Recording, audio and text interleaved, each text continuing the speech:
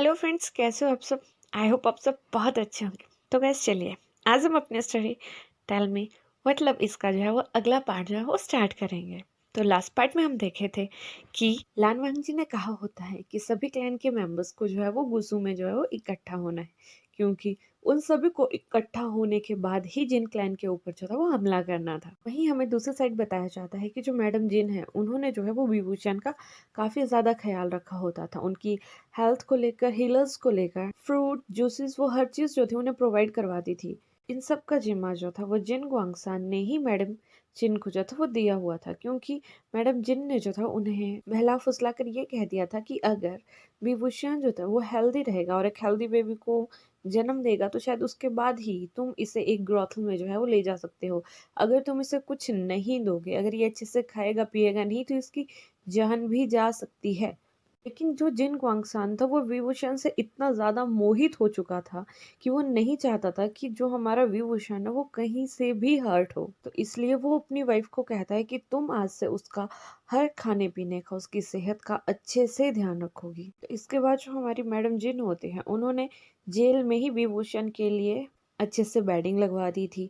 उसके खाने पीने का अच्छे से ध्यान रखा करते थे। उसकी डोर के बाहर हमेशा जो थे वो दो लेडीज जो थी वो बैठी रहती थी, जो ऑलवेज विभूषण को कुछ ना कुछ खाने के लिए देती रहती थी। और विभूषण जो था हमारा वो भी चुपचाप मतलब खा लेता था, वो कभी रिफ्यूज नहीं करता था, क्योंकि जब वो हीलर से मिला था अपने गुसु क्लैन में तो हीलर ने उसे कहा था कि तुम एक केयर हो और तुम्हें अपने बेबी की बहुत ज़्यादा जो थी वो केयर करनी है, बिकॉज तुम्हारी बॉडी जो है वो हाफ मेल की और हाफ फीमेल की है। तो तुम्हें अपने बेबीज का बहुत ज़्यादा ध्यान रखना पड़ेगा, अच्छे से खाना पड़ेगा, अच्छे से पीना पड़ेगा। और विभूषण ने जो था वो अपने हस्बैंड वांगजी को जो था एक वादा किया था कि वांगजी मैं तुमसे प्रॉमिस करता हूँ, मैं खुद की और अपने बेबीज की पूरी तरह से जो है वो देख रेख करूंगा। उसी प्रॉमिस को फुलफिल करने के लिए जो हमारा विभूषण है, जो भी चीज़ जो मैडम जिन उसे प्रोवाइड करवाती थी उसे इजीली खा लेता था। और अगर कभी उसका कुछ खाने का मन होता था तो वो भी वो मैडम जिन को बता देता था कि आज उसका ये खाने का मन है, तो मैडम जिन वो चीज़ भी उसे वहाँ प्रोवाइड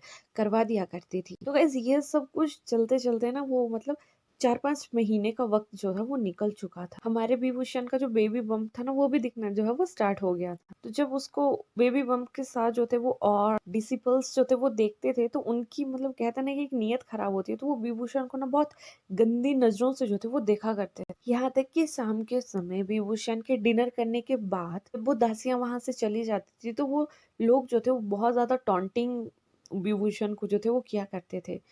कोई कहता था कि एक बार तुम अपने बच्चे को पैदा हो जाने दो, उसके बाद तो मतलब तुम्हारे साथ जो करूंगा वो मैं करूँ। ऐसे ऐसे ही बहुत ज्यादा ऐसे शख्स थे जो विभूषण को बहुत गंदी गंदी जो थी वो बातें किया करते थे। विभूषण को गुस्सा भी आता था, लेकिन वो बहुत ज्यादा मेडिटेशन करके अपना गुस्सा जो था वो कंट्रोल करता था, क्योंकि वो अपने बेबी को हर्ट नहीं करना चाहता था। वहीं दूसरी साइड जो वांगजी है और दूसरे क्लैन के जितने भी मेंबर्स थे वो इकट्ठे हो चुके थे और उन्होंने अगले ही दिन ही जिन क्लैन के ऊपर जो था वो हमला करने का जो था वो प्लान कर लिया था। इवन उन्होंने अपने डिसिपल्स को ये भी कहा था कि उन्हें कैसे जिन क्लैन के हर जगह को घेरना है, कैसे उनके ऊपर हमला करना है और किस तरह से उन्हें लोगों को बचाना है।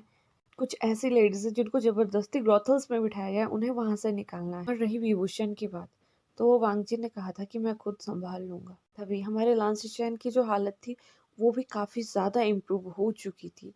तो वो भी वांगजी को कहते हैं कि वांगजी मैं भी तुम्हारे साथ चलना चाहता हूँ। ये सुनने के बाद लान की रैन जो है उसे मना भी करना चाहते थे, लेकिन तभी लांसीचैन जो होता है वो लान की रैन से कहता है कि फादर आप मदर जियांग यानली लालिन के साथ यहीं रुकी, हमारे क्लैन को आपकी जरूरत है। बाकी लांसीचैन ने कहा कि मैं और वांगजी सब संभाल लेंगे। ये सुनने के बाद जो हमारे लान की रहन होते हैं वो मान जाते हैं, वांगजी भी मान जाता है और वांगजी और सिचेन सबको लेके वहां से आगे निकल जाते हैं। तो उनके साथ इस फाइट में जो थे वो शामिल हुए जिन क्लैन से जियांग चे, नाई क्लैन से नाई मिंगचे, उनकी वाइफ सीसी, उनका बेटा नाई हुसैन। वेन क्लैन से हुए थे हमारे बेन रोहान जो कि क्लैन लीडर थे, वेन जुलियक जो कि एक ओमेगा थे और बेन रोहान के हस्बैंड थे, और हमारे वेनिंग। इसके साथ अदर छोटी छोटी क्लैन्स के बहुत सारे मेंबर्स, उनके डिसिपल्स सब इस मतलब उनसे फाइट करने के लिए रेडी हो गए थे, क्योंकि जो जिन क्लैन होता है ना उन्होंने हर क्लैन को जो था वो तहस नहस कर दिया था। इसके बाद जो हमारे सभी क्लैन होते हैं ना वो जिन क्लैन के ऊपर हमला कर देते हैं। तभी जिन क्वांगसान को जब इस बारे में पता लगता है तो वो अपने बड़े बेटे जिन चाओ को कहता है कि तुम जाओ और तुम एक साइड से किसी के ऊपर हमला करो और तुम उसे वहां से रोको। दूसरा वो जिन जिशन को कहता है कि तुम दूसरी साइड से रोकोगे और सुशी तुम तीसरी साइड से रोकोगे, और जब अगर वो मेन फ्रंट गेट से आते हैं तो मैं यहाँ सब संभाल लूंगा। इतना कहने के बाद उसके तीनों बेटे जो है अपने फादर की बताई हुई डायरेक्शंस के ऊपर जो है वो चले जाते हैं। तो जब जिनचाओ जो होता है वो अपने डायरेक्शन के ऊपर जाता है तो उसे वहाँ वेनिंग मिल जाता है। वेनिंग और जिनचाओ के बीच में जो है वो काफ़ी ज़्यादा फाइट होती है। तो यहाँ जो हमारा वेनिंग जो होता है वो नाई मिंगयाओ को जो है वो बहुत ज़्यादा पसंद करता था, क्योंकि जो हमारा वेनिंग था ना गाइस वो एक अल्फा था और जो हमारा नाई मिंगयाओ था ना वो एक ओमेगा था। और ये बात जो थी वो जिन चाओ को पता थी। तो जो जिन चाओ था वो भी काफ़ी टाइम से जो है वो याओ को जो था वो अपने जाल में फंसाने की कोशिश कर रहा था, लेकिन याओ ने जो था वो अपना कन्फेशन जो था ना वो वेनिंग के साथ जो था वो कर दिया था। तो जब वेनिंग को इस बात का पता चलता है कि जो जिन चाओ है उसने जो हमारा याओ था उसे बहुत ज़्यादा तंग किया था, तो जो हमारा वेनिंग है ना वो बहुत ज़्यादा आग बबूला हो जाता है। इसके उपरांत जो हमारा वेनिंग है उसे डेमोनिक पावर भी जो थी वो यूज़ करने आती थी। विभूषण की जितनी नहीं लेकिन आती थी, मतलब उससे 50% कम आती थी। तो वो जो है अपनी हल्की डेमोनिक पावर का इस्तेमाल करके जो वो जिन चाओ के साथ जो है वो फाइट करना जो है वो स्टार्ट कर देता है। यहीं दूसरी साइड जो जिन चाओ था वो सोच रहा था कि मैं इससे बहुत ही ज़्यादा ताकतवर हूँ, और वो उसे कहता है कि वेन्नी, तुम्हें मारने के बाद मैं मिंग याओ को भी अपने साथ ले जाऊंगा। पहले तो मैं उसके साथ जो मेरा मन करेगा वो करूंगा, और उसके बाद मैं उसे अपने फेवरेट वाले ग्रॉथल शॉप में छोड़ आऊंगा। मुझे पता है एक ओमेगा है और वो वहाँ बहुत अच्छा जचेगा। तो इतना सुनने के बाद जो हमारा वेनिंग है ना वो आग बबूला हो जाता है, और वो कहता है कि तुम्हारी हिम्मत कैसे हुई है सब कुछ बोलने की मेरे फ्यूचर पार्टनर के बारे में, मैं तुम्हें जिंदा नहीं छोड़ूंगा। दूसरे साइड जो हमारा जिन जिशन है वो टकरा जाता है हमारे नाई हुसैन के साथ। नाई हुसैन भी उसको बहुत ही ज्यादा पिटाई करता है, क्योंकि यहाँ पे जो हमारा नाई हुसैन था ना मार्शल आर्टिस्ट था। वो अपने फैन के साथ इस तरह से फाइट करता था कि बंदे मतलब दीवाने थे लोग उसके फैन फाइट के। उसका फैन इतना ज्यादा तेज था कि अगर किसी को एक लग जाती तो उसकी वेन्स आर्टरीज वगैरह वो इजिली कट हो सकती थी, बंदे की डेथ हो सकती थी। यहाँ पे जो हमारा नाई हुसैन है वो जिन जिशन के साथ जो है बहुत अच्छे से फाइट कर रहा होता है। तभी जिन जिशन उसे कहता है कि तुम मुझे कितना भी ज्यादा तकलीफ दे लो, कितना भी ज्यादा घाव दे लो, मेरे पास एक ऐसे डॉक्टर है, अगर मैं उसे बुलाऊंगा तो वो मेरे पास दौड़ी चली आएगी, क्योंकि मुझे ऐसा लगता है कि वो मेरे लिए पागल है। तो यहाँ वो बात कर रहा था वेंशिंग की, और जो हमारा नई हुसैन था वो वेंशिंग में बहुत ज्यादा इंटरेस्टिंग था, लेकिन उसे ये पता नहीं था कि जो हमारी वेंशिंग है वो उसे पसंद करती है या नहीं करती है। बट जब जो हमारा नई हुसैन है वो उसके मुंह से ये ऐसा सुनता है कि वो फेंचिंग के बारे में ऐसा कह रहा है, तो वो बहुत ही ज़्यादा गुस्सा हो जाता है और उसकी भी उससे काफ़ी ज़्यादा फाइट होती है। वहीं दूसरी साइड जो हमारा वेनिंग होता है वो जेन चाओ को जो है वो ख़त्म कर चुका होता है। मतलब यहाँ पे जो जेन चाओ होता है उसकी डेथ हो चुकी होती है, और तीसरी साइड जो शूशी है उसकी फाइट हो रही होती है हमारे जियांग चेंग के साथ। तभी जो शूशी है वो जियांग चेंग को कहता है कि अगर तुम्हें तुम्हारे भाई की जान प्यारी है और तुम चाहते हो कि तुम्हारा भाई और उसका बेटा जिंदा बचे, तो तुम हमारे साथ हाथ मिला लो। वैसे भी तुम्हारा भाई एक गेयर ही तो है, तुम्हारे फादर उसे पसंद तो करते नहीं है, तो वो यहाँ रहे या गुस्सों में रहे, हमारे साथ रहे या बहुत सारों के साथ रहे, इसमें कौन सी बड़ी बात। जब जियांग चेंग जो है ये बात सुनता है ना तो वो बहुत ज्यादा आग बबूला हो जाता है, और वो भी सुशी की बहुत ही ज्यादा पिटाई करता है। यहाँ दूसरी साइड जो हमारे जिन क्लैन होता है वहाँ ये पता लग जाता है कि जो जिन चाओ है उसकी डेथ हो चुकी है, जिन जिशुआन जो है वो गायब है, और सुशी भी जो है अपने फाइट प्लेस के ऊपर से गायब है। यहाँ नाई हुसैन और जियांग चेंग ने जो है वो जिन जिशुआन और सुशी को जो था वो मतलब बंदी बना लिया था, बांध के रख लिया था। इसके बाद जो जिन गुआंगशान है ना वो बहुत ज्यादा टेंस हो जाता है, वो सोचता है कि अब मैं क्या करूं। तो तभी उसे याद आता है कि विभूषण, तो वो जो है मैडम जिन को कहता है कि तुम विभूषण को अभी के अभी यहाँ मेरे पास लेके आओ। वहीं जो मैडम जिन है वो ये सब कुछ करने से मना कर देती है। वो कहती है कि नहीं झांफू, विभूषण अभी प्रेग्नेंट, हमें उसे हर्ट नहीं करना चाहिए। तो तभी जो जिन गुआंगसान है वो मैडम जिन को जो है वो एक तमाचा मारता है और कहता है कि जो मैंने कहा तुम वो करोगी और उसे अभी के अभी यहाँ लेके आओ। इसके बाद भी जो मैडम जिन होती हैं वो रिफ्यूज कर देती हैं कि वो विभूषण को जो है वो जेल में जाके नहीं लाएंगी। तो जो जिन हुआंगसान जो होता है वो कुछ डिसिपल्स को कहता है कि तुम जाके उसे यहाँ लेके आओ, लेकिन आराम से नहीं, घसीटते हुए, वो मुझे यहाँ मेरे सामने चाहिए।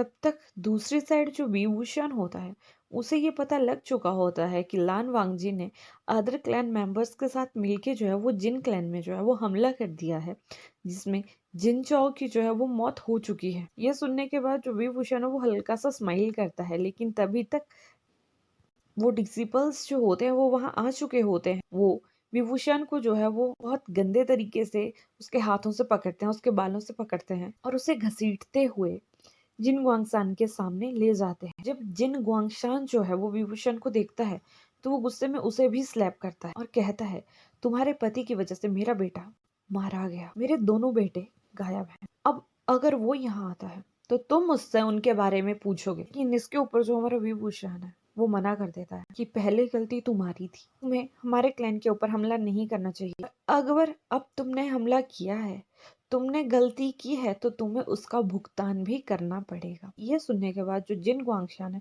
वो अगेन विभूषण को जो है वो स्लैप करने लगता है, लेकिन तभी तक मैडम जिन वहां आ जाती हैं और वो स्लैप वो खुद के फेस पे ले लेती हैं और विभूषण को जो है वो बचा लेती हैं और उनसे कहती हैं, बेटा तुम यहाँ बैठो, तुम्हारा पति कभी भी आता होगा, मैं चाहती हूँ कि वो तुम्हें बिल्कुल हेल्दी देखे। और जब जिन गुआंगशान जो है वो इस बारे में सुनता है तो वो मैडम जिन की तरफ बहुत घूर के देखता है और उन्हें भी दोबारा से एक स्लैप करता है। लेकिन तभी जो मैडम जिन है वो कहती है कि तुम्हारी वजह से मैंने अपना सबसे लाडला बच्चा खोया था, क्योंकि वो एक ओमेगा था तो उसकी क्या गलती थी, तुमने उसे मार दिया।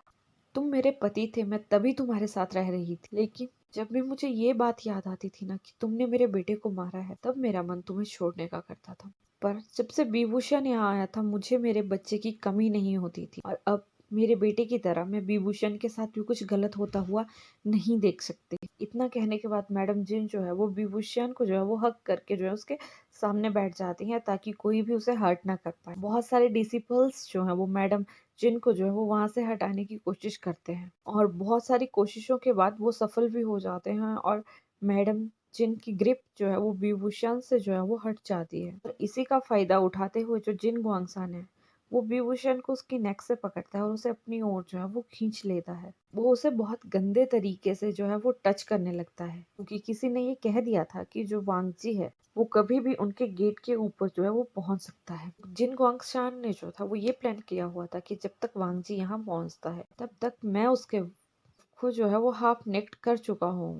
अगर वांगजी इसे वैसे देख लेगा तो उसका दिल टूट जाएगा और वो इसे यहीं ऐसे ही हालत में छोड़ के यहाँ से वापिस हो जाएगा। लेकिन जैसे ही जो जिन गुआंगशान है जो विभूषण को वैसे टच कर रहा था तो हमारे विभूषण को जो है वो गुस्सा आना जो है वो स्टार्ट हो जाता है और उसका गुस्सा इतना पीक लेवल पे पहुंच जाता है कि वो अपने डेमोनिक पावर का यूज जो है वो करना स्टार्ट कर देता है। और वो जो डेमोनिक पावर है वो उसके ऊपर इतनी हैवी हो जाती है कि वो एक ऐसी चीख निकालता है कि जो जिन गुआंगशान है वो वहीं अनकॉन्शियस होके जो है वो गिर जाता है। उसके कान से जो है वो ब्लड आना जो है वो स्टार्ट हो जाता है, बिकॉज उस वॉइस की पिच इतनी ज्यादा हाई थी कि कोई भी उसे एंड्योर नहीं कर पाया। वहीं दूसरी साइड जब वांगजी ने ये चीख सुनी तो उसे समझ आ गया कि विभूषण ने अपनी डेमोनिक पावर का जो है वो यूज कर लिया है। तभी उसने लेंसी चैन से कहा कि ब्रदर प्लीज आप यहाँ संभालिए, मेरा बेटा या मेरा बेटी वो खतरे में है, मेरी वाइफ खतरे में है, मुझे उन्हें बचाने जाना है। इतना कहने के बाद जो वांगजी होता है वो अपनी पावर के थ्रू फ्लाई करता है और जिन गुआंगशान के जो मेन होल होता है वो वहां पहुंच जाता है। तो जब वो देखता है कि विभूषण कहाँ है तो विभूषण उसके सामने एक काले धुएं में घिरा हुआ खड़ा होता है। उसकी आंखें बहुत ही ज्यादा लाल हो चुकी होती हैं और वो एक डेविल हंसी जो है वो हंस रहा होता है और कहता है कि मैं सब खत्म कर दूंगा। लेकिन जब वो वांगजी को अपने सामने देखता है उसकी आंखें जो है वो हल्के हल्के जो है वो नॉर्मल आने लगती है। वो वांगजी को देखता है और कहता है, वांगजी का आप आ गए बट आपने बहुत ही ज्यादा देर कर दी। मैंने और बीबी ने आपका बहुत ज्यादा वेट किया।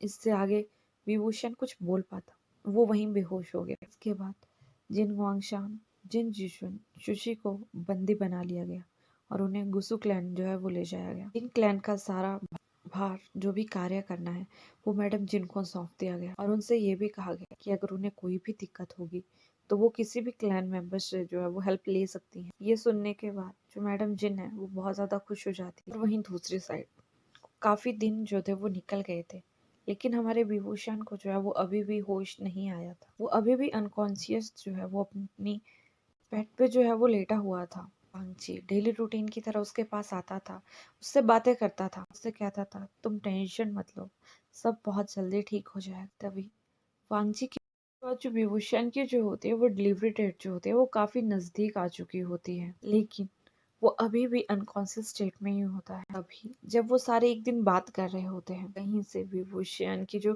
ग्रैंड मदर होती है वो एक इमॉर्टल हो चुकी होती हैं, जिसके बारे में किसी को भी पता नहीं होता सिवाय मैडम यू के। तो तभी मैडम यू जो है वो बहुत ज़्यादा चिंता में होती हैं और वो अपनी मदर को जो है वो मतलब बटरफ्लाई मैसेज कर देती हैं कि उनके बेटे के साथ ऐसा हुआ है और वो काफ़ी दिन से जो है वो अनकॉन्शियस है और उसकी डिलीवर टाइम भी जो है वो नज़दीक आ रहा है। तो जब जो विभूषण की जो ग्रैंड माँ है वो ये सब कुछ पढ़ती है, तो वो तुरंत जो है वो विभूषण से मिलने जो होती है वो वहाँ आ जाती है। वो वांगजी से कहती है कि वांगजी मैं सब कुछ ठीक कर दूंगी, लेकिन जब वांगजी लेकिन सुनता है तो वो कहता है ग्रैंड माँ क्या लेकिन। तभी उसकी ग्रैंड माँ कहती है कि ये बात मैं तुम्हें बेबी के डिलीवरी के बाद बताऊंगी, लेकिन हाँ विभूषण डिलीवरी इसी स्टेट में देगा, उसे अभी होश नहीं आएगा। तो गैस चलिए आज का चैप्टर जो है हम यहीं फिनिश करते हैं। होप सो आपको मेरी स्टोरी पसंद आएगी। बहुत ज़्यादा लाइक कमेंट और शेयर कीजिएगा अपने फ्रेंड्स के साथ और अपना ध्यान रखिएगा। Bye bye, take care.